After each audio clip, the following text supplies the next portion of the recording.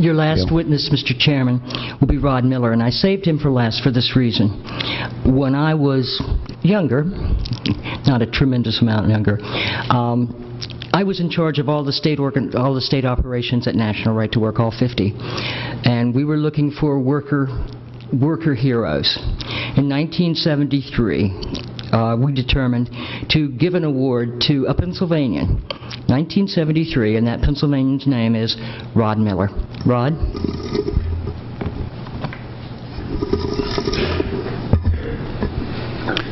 Well, good afternoon. Boy, in keeping with the theme of today's, I trust you folks are not here out of compulsion, but you hopefully are here to hear what is traditionally thought to be the best is for last. I hope I can support that view. I'm on behalf of the directors of the members of the Berks County Patriots. I thank you for the opportunity to give testimony on an issue that has our unanimous support. And I am Rodney Miller, and I am the Vice Chairman and the Legislative Chairman. And I'm here today to offer the testimony on behalf of our over 1,000 members, and as well as many of the Tea Parties across Pennsylvania that I've shared our resolution that we've supported and distributed. As a matter of fact, we distributed that resolution to all 25 labor and industry members, in fact with a postcard, self-addressed, just asking it be returned by identifying, are you in favor, support, opposed, or undecided on these 4 bills in question today. And I'm actually disappointed, out of the 25, we got 4 returned. I'd like to today change a little bit to talk about the fact that the theme or the history of right to work. And I would even question why these hearings are even necessary.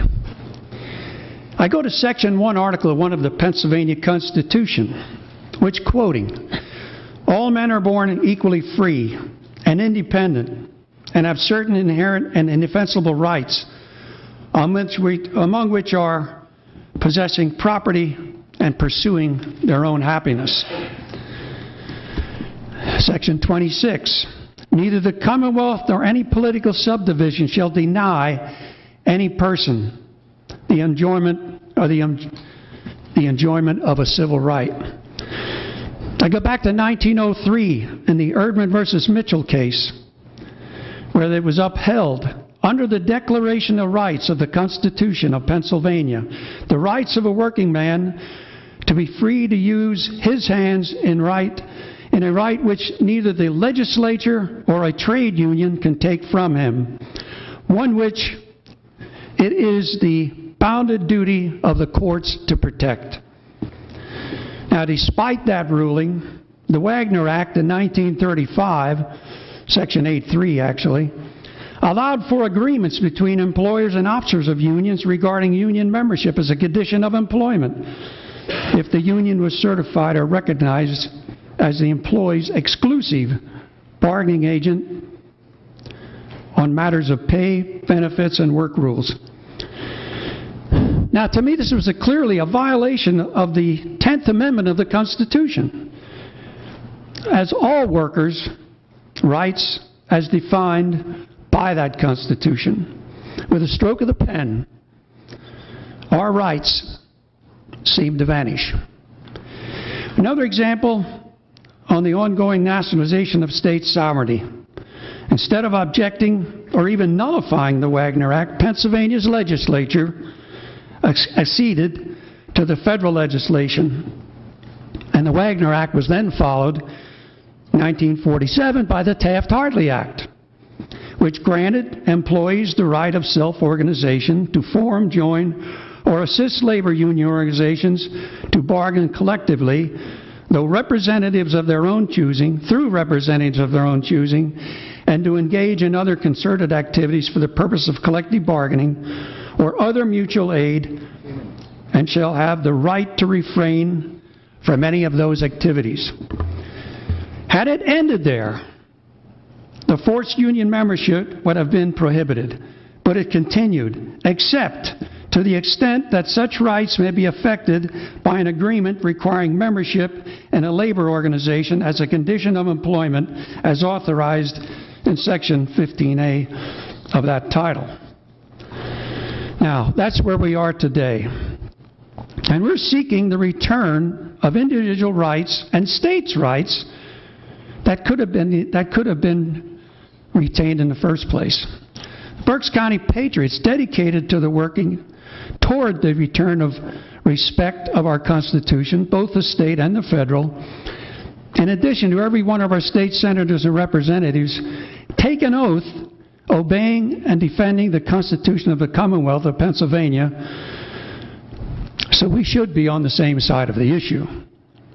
I'm here today so that our board of directors and the membership unanimously supports right to work. It's the right thing to do, it's the moral thing to do, and it's the constitutional thing to do. I think on a personal level, just to point out, in 1968, I was employed under contract with a company, contrary to earlier testimony where if you didn't like to work under a union, go somewhere else. I was working for this company under contract, and the UAW came in and organized the workforce. I was there first, but I was told, the company was told, you got three choices. You fire that man, you force him to belong to our union, or we're going on strike. No other option. I didn't have another job at the time, so I decided, under protest, I would join. I sent letters to the governor at the time, Schaefer, to my two senators, Scott and Schweikert.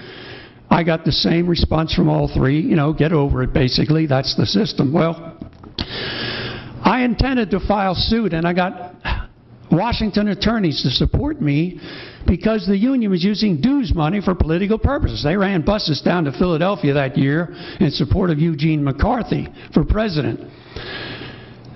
As such, I intended to file suit and proceeded on to support my view that they cannot use my dues money for those purposes as a collective passenger.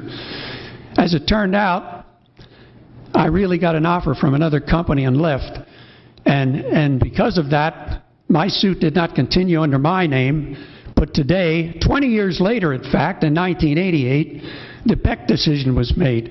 It probably would have been the Miller decision if I'd had 20 years to stick it out. So my 15 minutes of fame sort of came and went.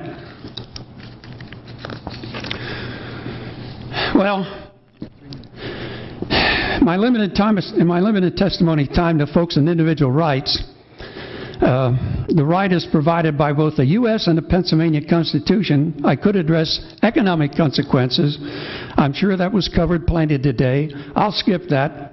But I'm encouraging the committee to follow these hearings and vote these bills out of committee, get them on the floor. Let's have an up or down debate. Let's have a vote. We are way overdue to learn who believes the workers of Pennsylvania have a constitutional right to seek employment and provide one's family without being coerced to belong or support an organization. I was a member of the board for 37 years of Right to Work. In all those years, I don't care which party controlled all three branches, never was a Right to Work bill put to the floor for an up or down vote. So we did not know who was who. So I conclude in my comments just to say one thing. I want to know, do union demands trump employee rights? Thank you.